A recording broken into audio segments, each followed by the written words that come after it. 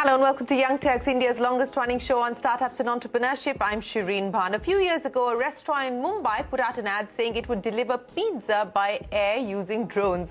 Not surprising at the time, the police swiftly fired a regulatory missile and shot down the idea of drones flying about in civilian airspace. Cut to 2022, India has not only opened up the skies with a slew of liberalized rules, it's also announced performance-linked incentives with an outlay of 120 crore rupees for 23 drone companies to soar higher. So what changed? The acknowledgement of the fact that besides helping the armed forces with border surveillance and lethal strikes, drones can do a lot more. The government itself is using drones to map rural landholding. Under the Swamitva scheme, the ICMR is conducting a drone study to collect sputum samples from remote areas to fight tuberculosis. With the eye in the sky, it's becoming easier for forest guards to catch poachers, for farmers to monitor crop health, and for e-commerce companies to airdrop groceries. By 2030, India's drone industry could hit a market size of $23 billion and capture 25% of the global drone market. We can get a sense of the swift takeoff by looking at the rapid growth of just the 23 companies under the PLI scheme. Their combined annual turnover more than tripled from 88 crore rupees in FY21 to over 300 crore rupees in FY22. And joining me now on the show are three high-flying drone startups that are in fact included under the government's PLI scheme for the drone industry. Agnishwar Jayaprakash, the founder and CEO of Garuda Airspace. With us also on the show, Rama Krishna, CEO of Endure Air, and Ankit Mehta, the co-founder and CEO at Idea 4. Gentlemen, appreciate you joining us here on the program. Ankit, let me address the first question with you. You know, all kinds of numbers are being bandied about. I'm taking a look at the FICCI EY report of 2022. The global drone market is poised to become a $54 billion market by 2025.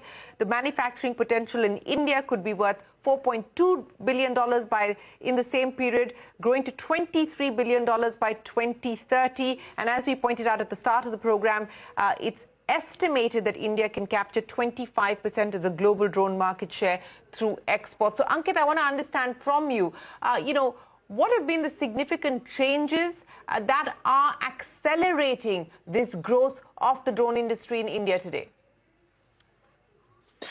Shereen, what has happened is that, before the pandemic, the drone technology was a good-to-have technology. But post the start of the pandemic, we realized that unless and until we use drones, we'll be putting our own people in the harm's way, and we started getting exemptions to operate these systems in the real world. And since then, all the steps that you also highlighted, such as the Swamitva scheme, the fact that we had issues at the border, and all of the other wars that have happened in the world have told us that, unless we adopt drones wholeheartedly, we'll be left behind. In fact, we may be victims of not being able to survive the next, skirmish that we may get into. And therefore, the policy change has reflected the mood that has changed globally in that one sense. And we've now come up with a policy which is as simple as taking a street legal car out on the road, which has a regular license plate, and whoever is operating it has a license to operate it. In the case of drones, it is called type certification, which is equivalent to making or declaring a car that it's street legal. We have UIN, which is equivalent to a license plate, and we have the pilot certification, which is equivalent to a driving license. That, along with the fact that we have been able to create a level playing field in the country by announcing a ban on imports, because we had a slightly skewed relationship with import and export. Export was heavily controlled, but import or export in other countries was not equally well controlled, and therefore we had this arbitrage which this import policy has allowed us to reduce and give the Indian players an opportunity to develop fast and to do the right set of things for that, as well as the announcement of the PLI scheme has given tremendous incentive to the manufacturers to make sure that we are even more encouraged to do more and more work in India, indigenize more components, more systems, and develop more indigenous technology that can be globally competitive. And we can export our systems outside the country. Yes, and I want to talk to you about all of that in just a second, but let me bring Rama into the conversation as well. You got started with Endure Air in 2018, Rama, and you're one of the beneficiaries of the PLI scheme that the government has announced. Ankit was just taking us through what has changed as far as the regulatory environment is concerned, as well as what has changed from an incentive point of view. I want to understand from you, what does this journey from 2018 to 2022 for Endure Air look like? And more importantly, what are the opportunities that you're now focusing on?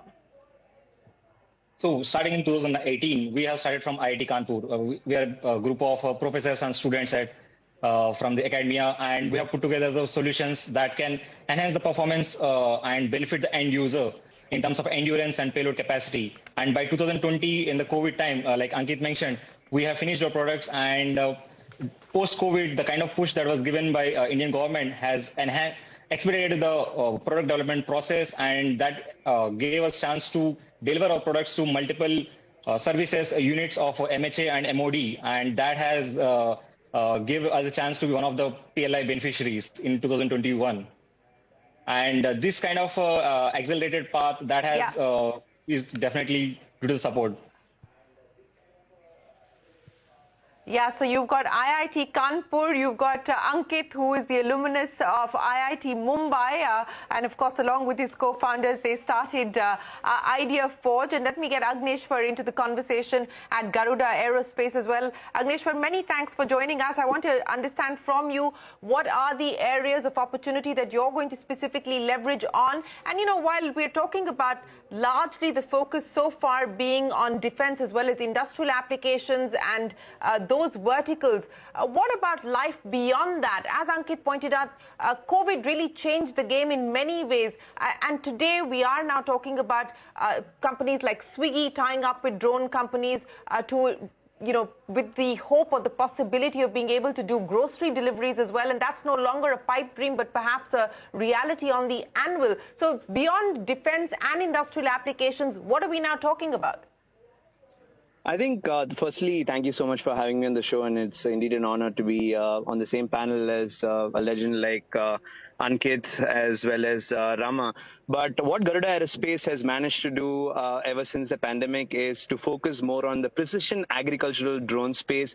We believe amongst all other drone sectors, the precision agri drone sector has the maximum utilization ratio amongst all drones, and we see $3 billion industry just waiting to be disrupted. And we focus a lot of our energies on developing high-tech drones equipped with AI, ML, with 4G and 5G enabled drone services. And it is the same precision agri drones which we have modified to suit Swiggy and other drone-based delivery applications that the government as well as several private players have come forward to discover, you know. And I would say that the entire drone industry is still in its very nascent stages. There is still plenty look to explore, and I believe the Indian drone ecosystem is evolving rapidly. Yes, certainly in nascent stages at this point in time. But since you called Ankit the legend, let me go back to the legend on the panel as far as the drone business is concerned. So, Ankit, I want to understand from you, the opportunities that Idea Forge is now looking at, not just from a domestic market perspective, but also from an export point of view, the markets that you believe you are going to be able to gain access to, because as you pointed out, we've banned imports, but perhaps also with the benefit of the PLI scheme, etc., the export market will become a more lucrative opportunity. And in terms of fundraising, you've got a fairly large kitty at this point in time to play with, but what does the future look like? Shereen, exports is definitely an area which is opening up for the Indian drone industry. I believe that given our background of developing these products in an extremely difficult environment, particularly from the climatic conditions point of view and the terrain and the overall diversity in where all we need to operate these systems as a part of our country, there is a great opportunity. And what has happened in India particularly is that we've pushed the envelope of performance well beyond a lot of players globally. And therefore, we are seeing a lot of interest in these differentiated products which have not emanated from a hobby market or RC flying market plus approach versus a mission first approach in the global market. In fact, as we speak, I am in the US attending one of the largest UAV conferences in the world and trying to uh, announce that we are now arriving in the North American market, and we would love to look at how our differentiated offerings can add value to the customers here locally. And that's something that we are quite looking forward to. We have already started exporting to a few countries, and we are hoping that we'll be able to aggressively grab the market share in these opportunities in these markets as well. And of Okay, so course, you've from the already point of started view of exporting, and of course, funding. the US is the big market that you're hoping to get into. Yes, go ahead, Ankit. Yeah, no, I was just going to add that as far as funding is concerned, I think this space is, ripe for a large kitty of, money coming to it, particularly because as we Indian businesses look at building these differentiated solutions that have global value, I do believe that, our mark will be visible in the global space. And as we move forward towards building it for more and more use cases in our country, we will be needing to build differentiated solutions. And as we build differentiated solutions for a large market, which the Sticky report is also announcing, of which I'm also a co-chair, I do think that we should be looking at a very bright future for the drone industry from the perspective of availability of capital, as well as having a large potential demand base. Rama, that's what I want to address with you. Let's talk about some of the new used cases that could open up as potential opportunities and what that means for a company like yours. You've got a revenue of about 2 crores in FY22. You're targeting a revenue of between 10 to 12 crores in FY23. The kind of collaborations, partnerships, clients that you're working with, as well as the new used cases that the industry is focusing on in terms of future capitalization.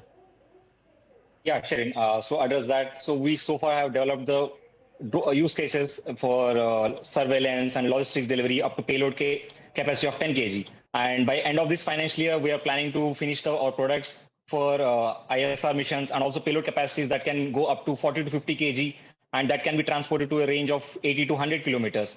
And that will solve the purpose of a mid-mile delivery in civilian market, and also high altitude hill areas applications also.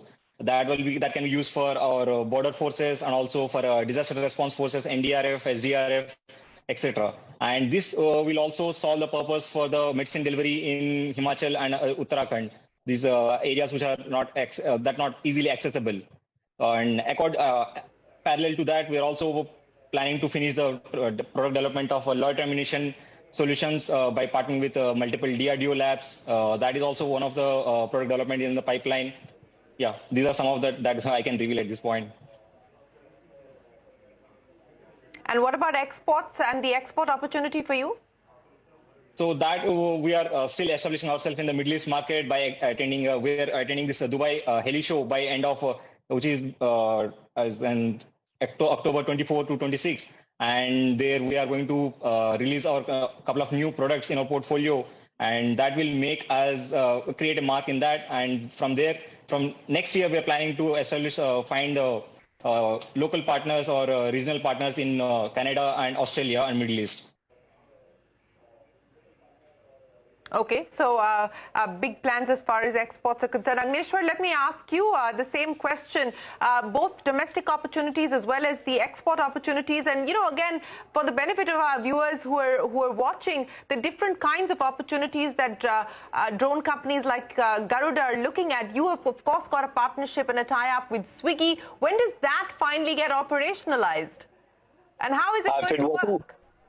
Well, if it wasn't for the Bangalore floods, we would have actually commenced our operations with Swiggy, and it is not a trial. It's actually advanced stages of figuring out how you would actually be able to monetize it. But apart from the whole Swiggy partnerships, we believe that there is going to be a huge opportunity of selling over 20,000 drones over the next 8 to 12 months in the domestic agricultural sector. We're market leaders in that space, and we've made rapid strides in equipping our drones with very high-tech software and with very advanced partnerships with some of the global giants in the tech space. But ever since the Honorable Prime Minister Narendra Modi ji launched 100 Garuda Kisan drones in 100 locations simultaneously across the country in February, we've had significant traction with Mahendra Singh Dhoni picking up a stake at Garuda Aerospace. We've also commenced a very large Series A $30 million round at a $250 million valuation. So needless to say, funds are coming in. There is a lot of progressive policies. We're focused towards the precision ag sector and customizing our drones to provide a lot of other allied services. But we are also focusing on adding elements of software, artificial intelligence, machine learning, and automation, because I think that is the future. Merely drone manufacturing and providing services will not get us those 20 to 25x valuations, and our goal is to become the first ever drone unicorn startup. And in that perspective, we believe that deep tech data and how we are going to monetize that data is going to be a huge game changer in the future. Agnishwar, you said the aspiration and the aim is to become the first drone unicorn in the country. What timeline have you set for yourself to be able to achieve that? Well, hopefully we should be reaching that space in the next 12 to 16 months' time. But at the same time, for us, more than the valuation game, we believe that we can impact 1 billion people positively. And I think the best way to do that is via the precision agricultural space, because regardless of any defense equipment, industrial projects, I think agriculture is an essential, right? So when you're developing a drone and providing services and enhancing the food crop productivity and yield of farmers, I believe you're going to touch 1 billion lives, and automatically the valuation would come. So we're not too bothered about when we are going to achieve that. We've set a timeline of August 2023. We're firmly on the track. We've started to increase our revenues 100x since last year. So I believe that we are definitely going to get there. It's only about having the right partners and the right fund infusion at the right time. I wanted to understand from you the monetization opportunity as well, both on the manufacturing side as well as the services side. What is the margin picture like on both these fronts? And what does the path to profitability look like? Because at least if you look at some of the other startups in other verticals, in other categories, the burn is fairly significant. But I would imagine that that won't be the case here. So if you could just explain the math, the economics to us on both the manufacturing as well as the services side. Sure. That's a great question, actually. If you look at, most opportunities which are consumer facing, the focus is on driving adoption at any cost. And in that scenario, people forget that, when you're building a physical products, a lot of times you need to have that visibility of being able to make money on that product. Otherwise, you will not be able to build a sustainable opportunity. In case of consumer systems, initially it works out because at scale, more often than not, the cost of building that system significantly reduces. But that's probably not the case in the drone industry, particularly in India, because we are not focusing towards a lot of consumer use cases. We are actually focusing a lot towards use cases which are going to be around enterprise usage or commercial usage of these systems. And I'm glad to say that Indian ecosystem is not entirely doing a predatory pricing model as far as drones is concerned, but because it's an enterprise business, it's a lower volume opportunity.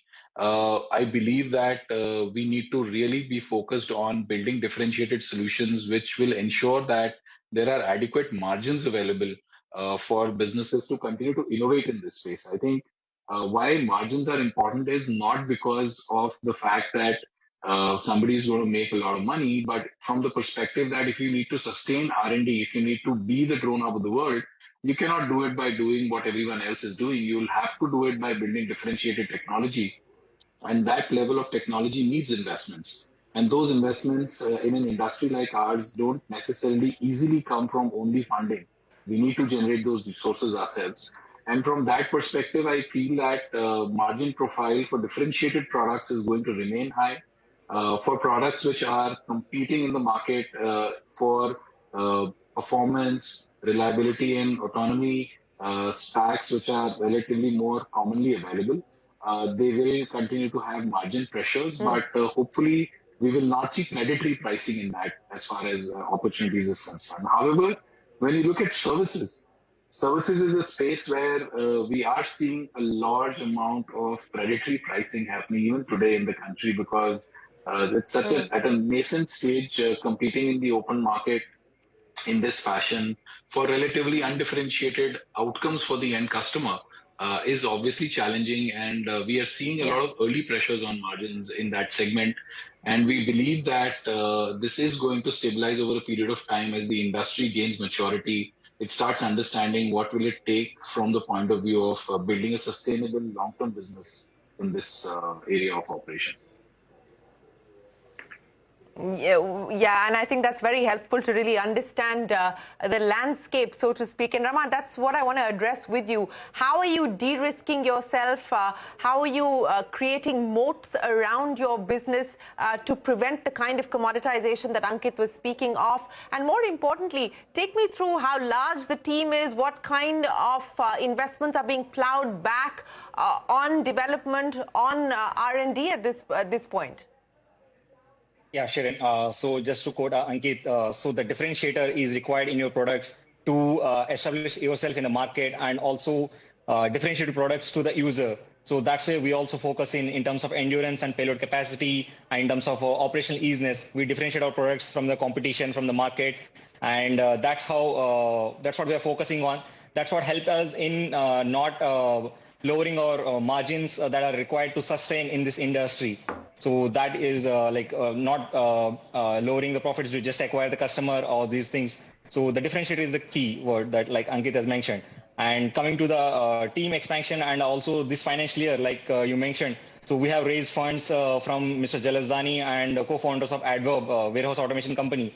So with that seed round, we have doubled our team in a matter of last 4 months. So we have started with this financial year with a team of 25 team. Now we have a headcount of 50 engineers and a business development team, which is sitting in Noida. So earlier we were incubated in IT Kanpur. Now we have moved out and we established our own manufacturing facility and corporate office at in Noida, and which is easy access to the in NCR region. And coming to the fund investments, we have invested this fund into team expansion and also the product development and aggressive marketing of products to multiple users pan-India, and also reaching out to end users and outside India also. So we have been we have onboarded multiple industry veterans and also retired officers to lead our team at key manager roles. Right. We have Lieutenant Colonel Vikram Sareen has joined us as a VP product development, and other Lieutenant Colonel Narendra Tripathi, who has joined us as a head of sales, and industry veteran from Reliance Business Office. They have joined us, and they are giving us the guidance that we require to to grow to the kind of endure at this to 100 unicorn startup. So we have been in that way, and that's why we are eyeing for a Series A also in this next year. Okay, Series A, that's the target in the next year. Well, gentlemen, we wish you the very best of luck. There's plenty of headroom for growth, and clearly, if I go by what the three of you are telling me, there's plenty of opportunity and plenty of opportunity, not just here in the domestic market, but in the export market as well, that is waiting for startups like yours to capitalize on. Agnishwar, Rama, and Ankit, many, many thanks for taking us through where the drone industry in India currently stands and what the road ahead looks like. Appreciate your time, and we wish you all the best. That's a wrap on this edition of Young Turks. We'll take a break. There's a lot more coming up. Don't go anywhere. We're back in a minute with more.